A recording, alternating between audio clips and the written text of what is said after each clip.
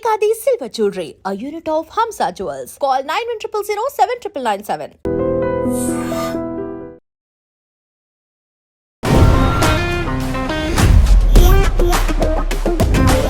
Hi hello నమస్తే welcome back to our channel. నేను మీ వైషు.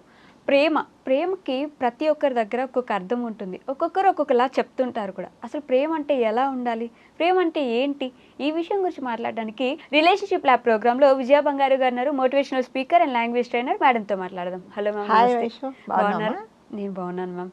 సో ప్రేమ అనగానే ప్రతి ఒక్కరి దగ్గర ఒక్కొక్క అర్థం ఉంటుంది. అసలు ప్రేమ అంటే ఎలా ఉండాలి, దేన్ని మనం ప్రేమగా కన్సిడర్ చేస్తాం? అసలు ప్రేమ అంటే నా దృష్టిలో నాకు తెలిసినంత మటుకు, నేను కరెక్ట్ అని చెప్పట్లేదు, నాకు తెలిసినంత వరకు అనే కండిషన్ మీదనే చెప్తున్నాను.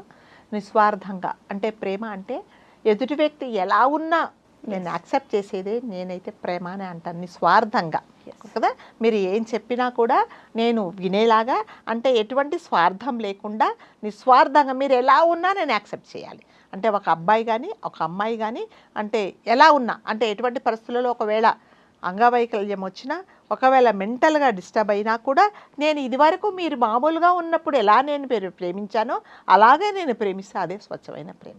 ఓకే, అసలు ఇలాంటి ఈ రోజుల్లో ఉందంటారా మ్యామ్ అలాంటి ప్రేమ? అది ఉందా లేదా అనేది ఇప్పుడు ప్రతి ఒక్క యూత్ ప్రతి ఒక్కరు వాళ్ళకి వాళ్ళు ప్రశ్నించుకోవాల్సింది అది కదా. అది ఎవరు మనం చెప్పేది కాదు. అంటే ఇప్పుడు ఇట్లాంటి ప్రేమలు ఎలా, ఇప్పుడు ఇలాంటి అంటే ఈ రోజుల్లో ప్రేమలు ఎలా ఉన్నాయంటే, మీరు నా అబ్బాయి కానీ మరి ముఖ్యంగా పాపం అబ్బాయిలకే కదా వచ్చింది సావంతా. సో రాగానే బర్త్డే అంటే కేకులు కొనియాలి, గిఫ్ట్లు ఇవ్వాలి, లేకపోతే మాత్రం నాకంటే నాకు ప్రేమ లేదు, సో నాకు వేరే నెక్స్ట్ టోకన్ తీసుకొని వేరే వాళ్ళు రెడీగా ఉన్నారు అనే చెప్పేలాంటి ప్రేమలు ఈ కాలంలో జరుగుతూ ఉన్నాయి.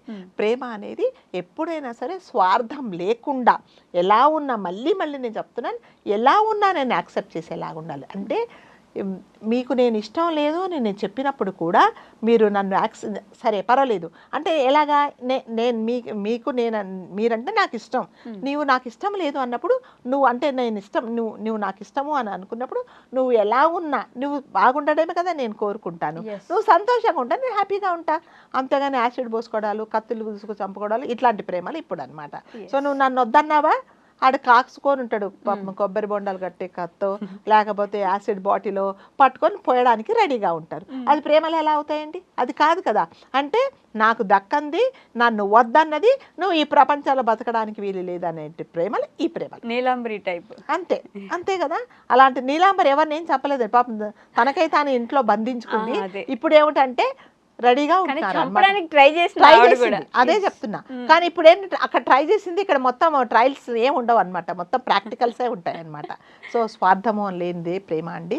అంటే ఏ ప్రేమ అయినా కూడా, అంటే పెళ్లి చేసుకున్న తర్వాత ఒక భార్య కానీ ఒక భర్త కానీ ఎలా ఉన్నా కూడా, నువ్వు పెళ్ళైన రోజు ఆమెను ఎలా ప్రేమగా చూసుకున్నావో, అతన్ని ఎలా ప్రేమగా చూసుకున్నావో, అతనికి నిజంగా ఎటువంటి పరిస్థితులలో ఒకవేళ జాబ్ పోయినా, ఫైనాన్షియల్గా వీక్ అయినా, లేకపోతే ఇంకా ఫిజికల్గా ఏదైనా కూడా నువ్వు అలాగే యాక్సెప్ట్ చేయాలి. అలాగే అమ్మాయిని యాక్సెప్ట్ చేయాలి. అదే నిజమైన ప్రేమ. ఓకే కదా. అది ఇప్పుడు ఉందా లేదా అనేది అది నేను చెప్పలేను. నేను ఎవరికి వాళ్ళు ప్రశ్నించుకోవాలి. నిజంగా నేను ఈ మనిషిని ప్రేమిస్తున్నానా, ఈ మనసును ప్రేమిస్తున్నా అనేది ఉండాలి. మనిషిని ఎంతసేపు ప్రేమిస్తామండి? సో ఇవాళ నేను ఇప్పుడు పెళ్లి చేసుకున్న వాళ్ళకు 25 సంవత్సరాల మధ్యలో పెళ్లి చేసుకుంటే, అమ్మాయికి 25 లేకపోతే అబ్బాయికి 30 ఏళ్ళ మధ్యలో పెళ్లి చేసుకున్నప్పుడు నిజంగా ఆ యువజంట చాలా చూడచక్కగా ఉంటారు కదా. కొన్ని రోజుల తర్వాత మీరు పెళ్లి చేసుకున్నప్పుడు రోజున్న అందము 10 సంవత్సరాల తర్వాత ఉండదండి, ఆ అట్రాక్షన్ ఉండదు. అంటే మనం ఈ భూమి మీద పడ్డ ప్రతి క్షణం నెక్స్ట్ క్షణంలోనే పెద్దవాళ్ళం అయిపోతాం కదా. నేను 10-20కి పుట్టాను అంటే 10-21 నిమిషాలకు నాకు 1 నిమిషం ఏజ్ పెరిగిపోయింది. సో కాబట్టి నేను పెళ్లి చేసుకున్నప్పుడు ఉన్న అందచందాలు, ఆ అట్రాక్షన్స్ అవన్నీ ఉండవు. అంటే నీకు 40 సంవత్సరాలు వచ్చినా 50 సంవత్సరాలు వచ్చినా అదే ప్రేమతో ఉండాలంటే అదే నిజమైన ప్రేమ.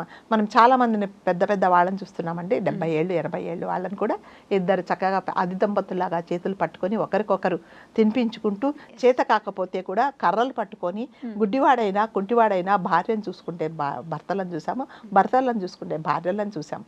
ఇప్పట్లాగా నువ్వు చాక్లెట్ కొని లేదు, లేకపోతే నువ్వు ఎవరితోనో ఫోన్ మాట్లాడుతున్నావు, నీ కాంటాక్ట్ లిస్ట్లో ఎవరో అబ్బాయి పేరు పెట్టుకొని అమ్మాయితో మాట్లాడుతున్నావు అని పంచాయతీలు పెట్టేసుకొని అక్కడది ఇంకా మేలు మ్యామ్. ఒక సిచ్యువేషన్ చెప్తాను మీకు. ఒక ఆవిడ ఒక అబ్బాయి ప్రేమించుకుని పెళ్లి చేసుకున్నారు. తర్వాత వద్దనుకుని ఆ అమ్మాయి వదిలేసి వెళ్ళిపోయింది. అప్పుడు బానే ఉన్నాడు అతను.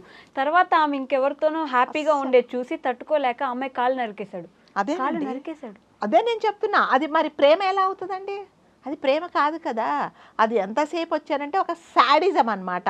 నేను చెప్పినట్టు నువ్వు నా కోసమే ఈ భూమిలో పుట్టావు, ఈ భూమి మీద నువ్వు నన్ను వద్దన్నప్పుడు నువ్వు ఉండకూడదు ఇక్కడికి, నీ టికెట్ కట్ చేస్తానని చెప్తున్నారు. అమ్మో. సో అలాంటి ప్రేమలు అనేది అసలు చాలా డేంజర్ అండి. కాకపోతే మీరు అన్నట్టుగా ఏ మనసులో ఏముందో మనకు తెలియదు. సో మనం మనుషులను చూసే ప్రేమిస్తాం, కానీ ఆ మనుషులను చూసి ప్రేమించే టెక్నాలజీ వస్తే చాలా బాగుంటుంది. మనసు చూసి అంటే మైండ్లో ఏం జరుగుతుందో అనే టెక్నాలజీ నిజంగా వస్తే బాగుంటుంది. అప్పుడైనా నిజమైన ప్రేమలు ఏంటో అని తెలుస్తుంది.